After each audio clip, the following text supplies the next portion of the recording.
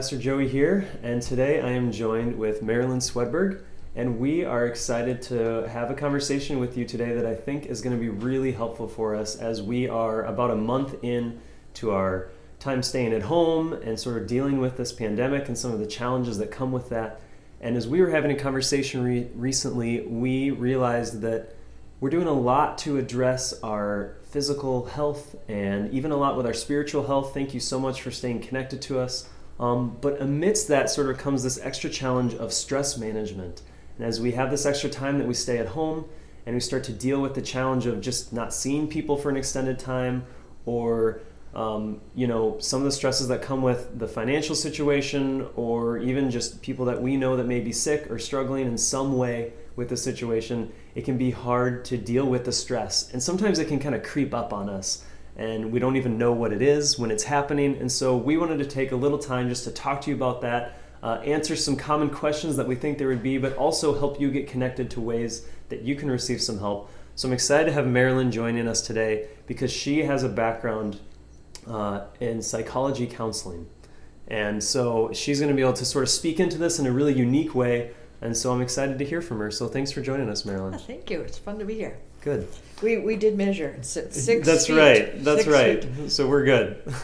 We won't be here for more than, 30 minutes? 30 minutes. So that's right. We're good to go. So thanks for joining us. And thanks for being here, Marilyn. I just want to kind of ask a few questions to things I think that are on people's minds right now, or even if they're not, maybe we can put it in front of them and help them to think about it. Absolutely. And the first thing on my mind is just, it may really seem obvious, but in this current situation, like I said, there are so many different ways that we experience stress, and we're more vulnerable to stress and even anxiety and depression, and just like things feel off or not right. And so what is it specifically, though, about our current situation that makes it that way? There's many unique things about this, and one is that it's uncharted territory for everybody. It's not like we can ask our grandparents how did they deal with this in the past, and I think even we know that our government leaders who are setting direction, they're all doing exactly like we are, and that's winging it. We're kind of feeling our way and how to navigate this unique time. And our enemy here is a virus, a microscopic thing. I think it would almost be easier if there were an infestation of lions or something that we could see. But we're fighting something that's invisible, and so it's so hard to know how to truly protect yourself. And if we're doing overkill on protection, or if we're being too lenient or too careless about protecting ourselves from this enemy. And then the uncertainty is a big thing. I think even if the government said, okay, we're doing much longer than we want to hear, but if they said it's going to be a month, if we just knew there's a deadline and then life could return to a little more normalcy, then we'd be able to shoot for that deadline. But right now we're all just, well, it could be. And I think limbo and uncertainty is harder than a known duration of a stressor. Yeah, for sure. Another thing I think of that's unique about this is that when we're going through tough times, we usually can rely on each other. And now we've got this added dimension of, I have to stay away from others. I can't connect in the normal ways I would. And being with other people is not only, a source of tremendous support, but it's a distraction from the difficulties that we're dealing with. And then so this added dimension of, I have to isolate myself. Normally, I guess, if you were going through a stressful time, I would encourage people, don't isolate. Right. But Yep. we need to here. And so that's another unique and difficult part of this particular experience. Especially that expectation piece. Expectation is so big. Yeah. Of just knowing what's going to come next, and having so many things be unknown is very challenging. Yeah, and we have so little control. Often too, if there's something we can do, we have some measures of control, and I guess we do in terms of self-protection and following the guidelines, but there's still a lot that's completely out of control. Yeah. So as we're going through this and things are out of control, what are some of the signs that we can be looking for where it's more than just I'm frustrated or I'm angry, but it's, no, I am experiencing stress and anxiety and something that is, different. How is that different from, oh, I'm just feeling frustrated or I'm feeling down today? Yeah. Well, stress and anxiety and frustration are, they're all very parts of the same dimension again. But I guess the concern would be is if it's starting to interfere with your sleeping, starting to interfere with the way you eat. And people are so different in stress. Some people are stress eaters, and you find yourself eating in a way that isn't healthy, but it's comforting maybe in the moment, but in the long run maybe adds to your stress. Because I have had a great cup of coffee, but now I've had 17, and I guess with some people overeat. Some people tend to, if stress is prolonged, tend to lose interest in eating. So it can go either way. Yeah. Sure. And some people want to sleep all the time and have trouble getting out of bed, and some people have trouble falling asleep, or they wake up really early and start thinking and can't get back to sleep. And we all know that humans we're so unique, funny in many ways, that we know in a stressful time we should take better care of ourselves physically, but under stress, people that smoke tend to smoke more, and people that turn to alcohol or some other substance tend to turn more and comfort foods, and Sure. aren't necessarily, most of us don't go for comfort to good healthy vegetables, just it's not how we seem to be hardwired. Yeah, carrots aren't as comforting as pizza, I just have to say. I've if never I'm being found honest. the comfort in carrots. No. The only vegetable I can think of is mashed potatoes. There's some comfort in that. Yep, especially if you get a nice gravy on there. So as I'm experiencing these sort of symptoms and, really I'm aware that, okay, there is some extra stress, anxiety in my life, what can I do to alleviate that? Can I talk a couple more symptoms first? Yeah, go ahead. One of the irritability. Sure. And how that's compounded right now, because I think of, families together all the time. And as a result, irritations are just automatically going to increase. The time that we have apart with sending someone to school or sending someone off to work, they're healthy and we're used to them. This is different for us to be so much in each other's presence in family or in families. Yep. That obviously irritations are going to increase, and stress shows up as irritability and frustration quicker to be frustrated or irritated. Some people have stomach issues that they feel stress as a stomach ache, or heartburn actually increases for some people. Sure. So I guess I'm talking about physical symptoms there, but emotional too, as if I'm losing interest in things. I'm really unmotivated to, I know I could use this time to do one of those projects that's been sitting. But I just can't get myself interested. So kind of an apathy, maybe. Okay, sure. But now to your question about what can we do about it, I think that a lot of people are grabbing hold of some of the really important things, and one of them, of course, I always think of is getting outside, and I see people going for walks. Even I have some neighbors that I see them out walking together, and they're always 6 feet apart, which means, because I live in the country, one is in the middle of the road. Sure. But they're having some time to talk, and I'm sure they really look forward to that. And exercise is good in so many ways, and fresh air and being outdoors. Nature is restful, and exercise, of course, we could talk physically about all the mental health benefits. But and what I mentioned physically to take care of yourself. And under stress, we really should be stricter on eating healthy, but that's hard. And it kind of adds to people's stress when I say be sure you get enough sleep if they happen to be one of those people who under stress find it difficult to sleep.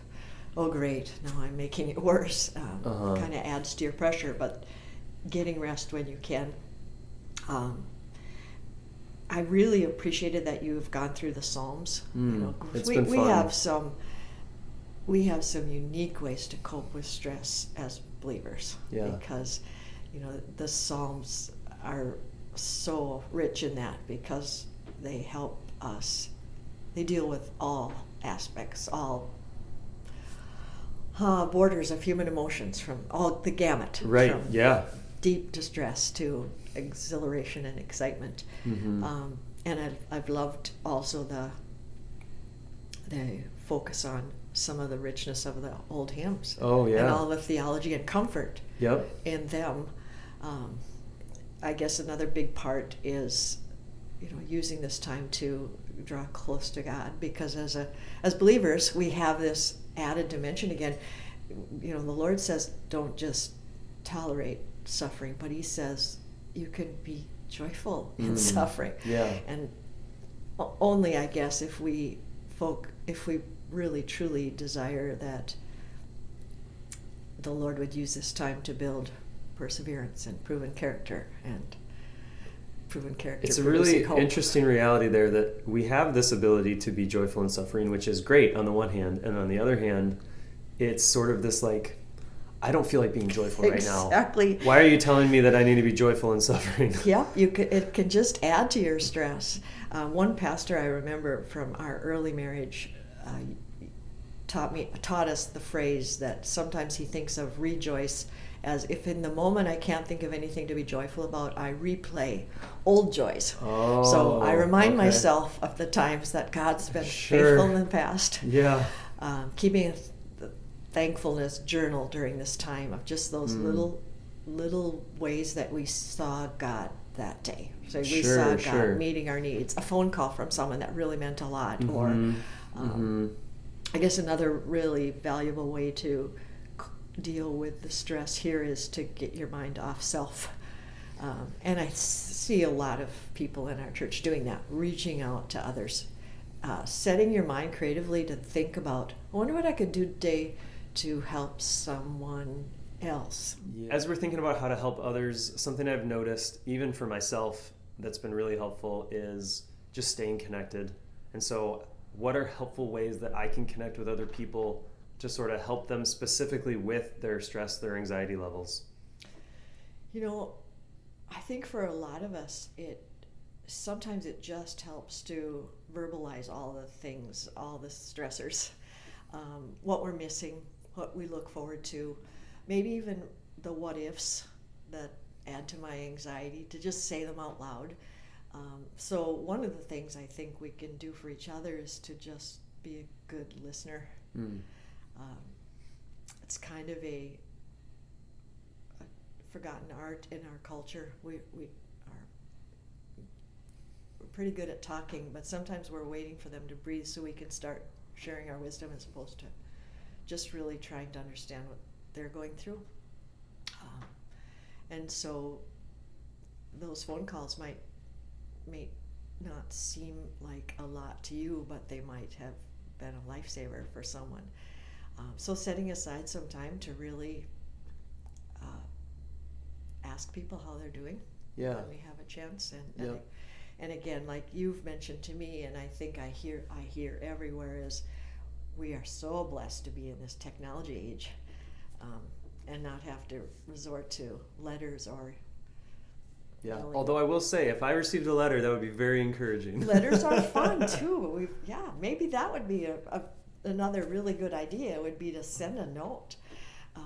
They're hard. It's hard, isn't it? Yeah. And when I've done that, when I've sat down and just written off a short note, I think, why did I procrastinate on that? It really took just a couple of minutes. And, especially when you get some feedback that, that meant a lot to me, and you think, wow, I need to do that more. But I mean, the thing holding me back is I don't want you to see my handwriting.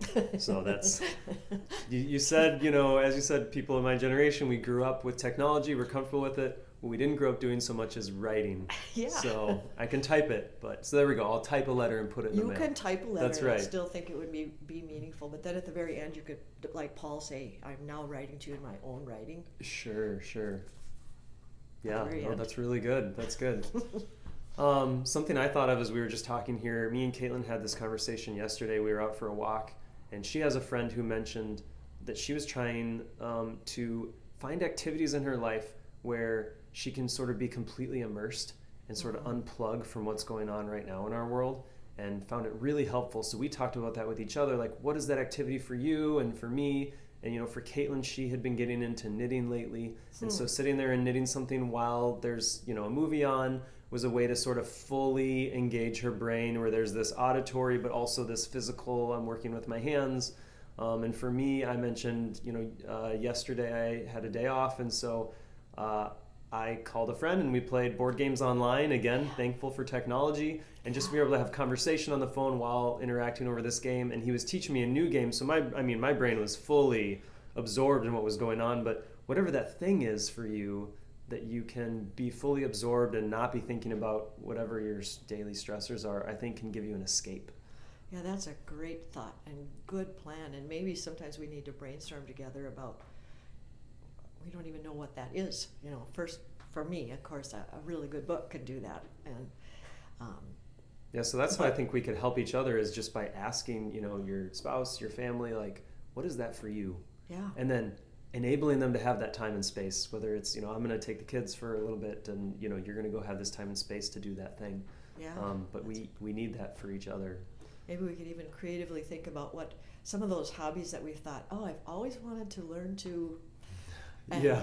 Now we actually could maybe do that. And yeah. It would be a sense of accomplishment, as well as, like you said, a tremendous distraction, getting our mind absorbed in something other than our worries and our what-ifs and our frustrations. Yeah. That's a great idea. So lastly, we just want to be helpful, and one of the ways we think we can help is by offering what we want to call a listening ear ministry. And so could you just describe, what is that? Well, I guess what we are hoping for, what I've envisioned, is that if a person just said, I could just use someone to talk to, and that we'd be available, not as a counseling session, but as truly just, hey, I want to hear what's on your heart.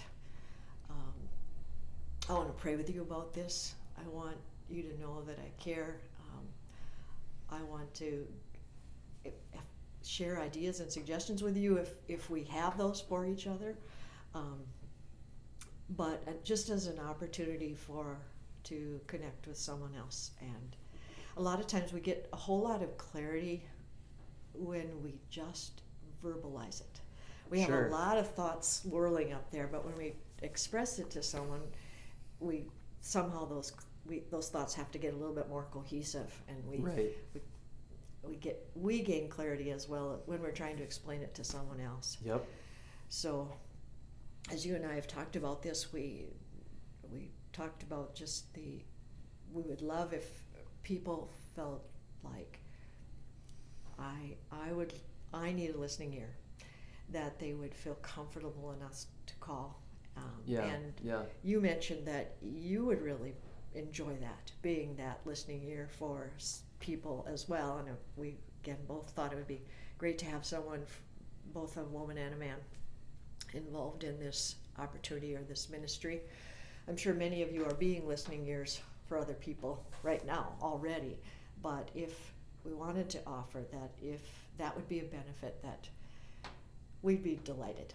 Yeah, I completely agree. So we just want to extend to you, if you would like someone just who could listen, who's going to be confidential, everything you share with us, we would keep just between you and me. And if we felt like there was something that, we thought someone else would be helpful in bringing insight to that, we would, ask you permission. Could we bring this person into this conversation? Could I ask them their opinion? But mostly, this isn't a time to, have a conversation where we try to fix something. It's really just, I just want to be here to listen, because as Marilyn said, it's so helpful just to have someone to listen to, and to you have the opportunity then to just articulate those thoughts and share it with someone.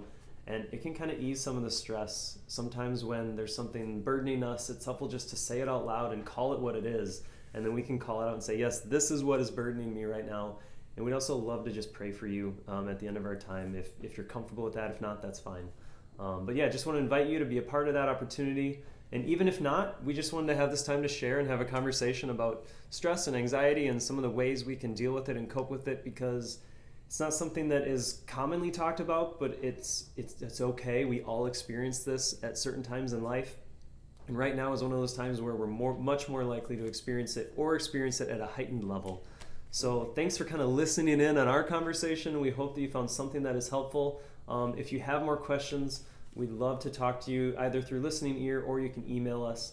I will make all that information available for how you can get connected to that listening ear ministry or with our email contacts. So you can find that in the email attached to this video or in the description of this YouTube video. We'll have more information. So love to invite you to connect. Just want to thank Marilyn for being here today and having this conversation. Thanks. It was fun.